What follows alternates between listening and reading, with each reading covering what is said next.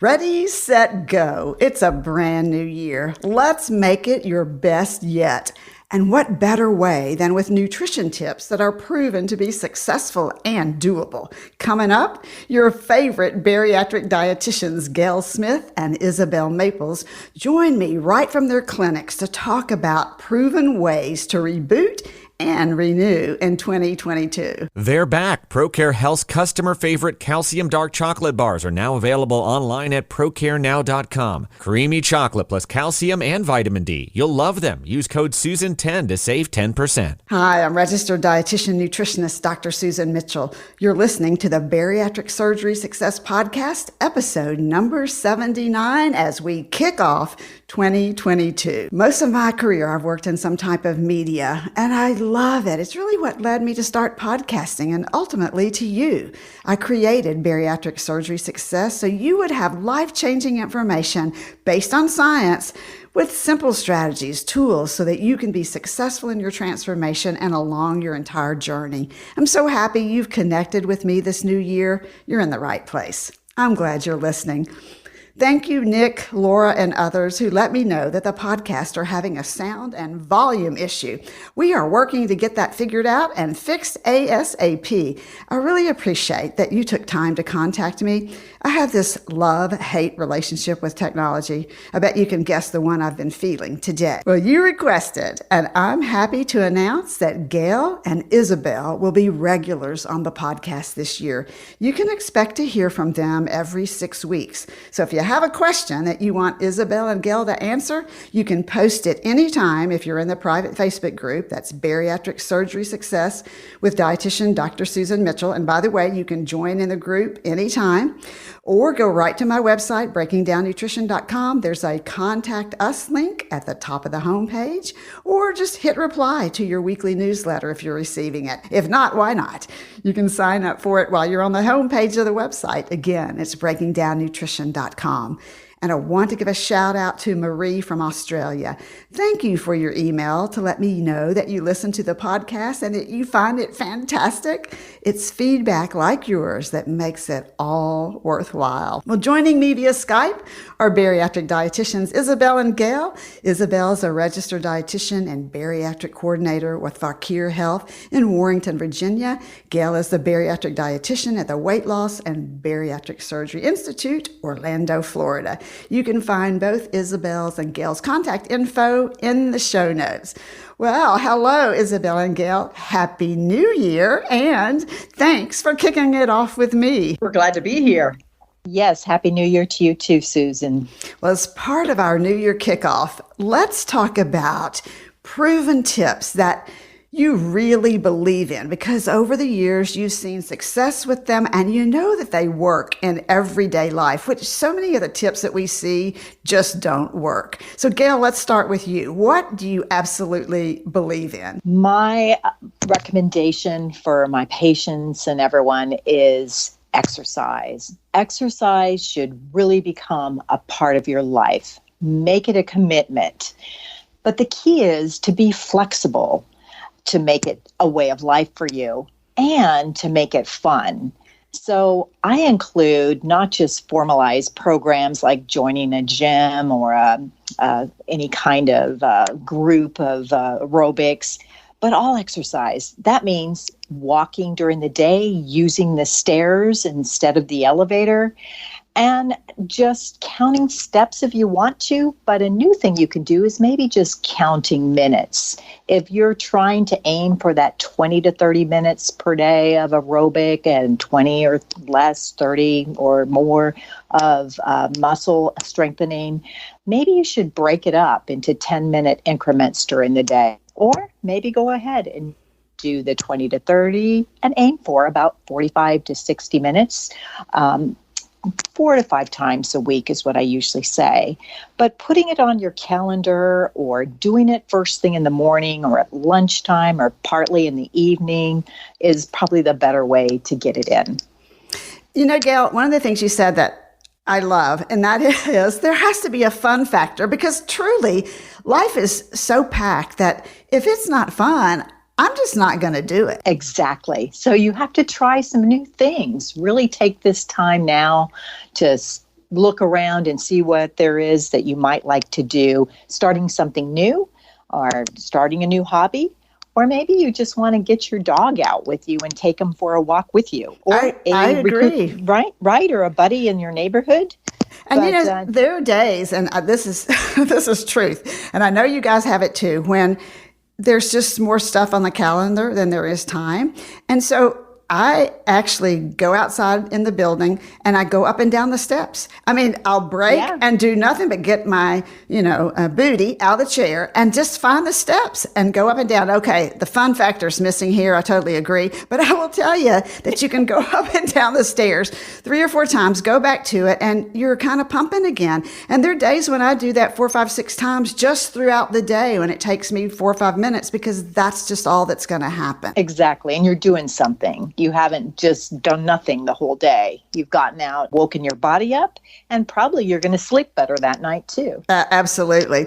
Well, Isabel, you said something that I remember about what you get for giving up something else.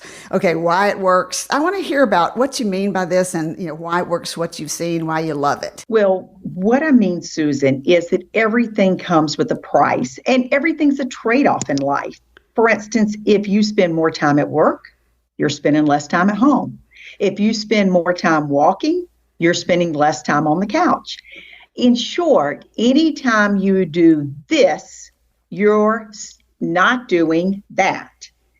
And so to renew your determination that yes, your health and happiness are worth investing in, day out, you're worth it in 2022. Here's a thought. Grab a pen and paper, the notes section on your phone, somewhere to jot down some thoughts. Remember, why'd you have surgery? What are the positives since surgery? And then ask yourself 3 questions to get those negative thoughts out of your head. First, what's the price that you're paying to invest in yourself, achieve better health, and to wear smaller clothes? Maybe your friend is calling you and says, hey, can you go to happy hour in an hour? But you stick to the plan and head to the gym instead and make plans with her next weekend.